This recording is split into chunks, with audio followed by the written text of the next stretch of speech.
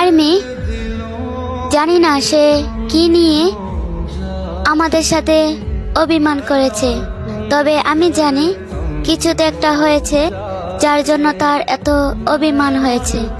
তবে সে কি জানে তার এই অভিমান আর লুকোচুরি খেলায় আমরা আর্মিরা কতটা কষ্ট পাচ্ছি? কিন্তু সে লুকিয়ে আমাদের ঠিকই দেখে, তবে আমরা ব্যর্থ হই সে লুকিয়ে থাকা মানুষটাকে খুঁজতে। কিন্তু আর মাত্র 2 মাস, তখন সে ফিরে আসবে। তখন ঠিকই আমাদের ধরা দিতে হবে। তারপর দেখে নিব তার এত অভিমান কোথায় রাখে।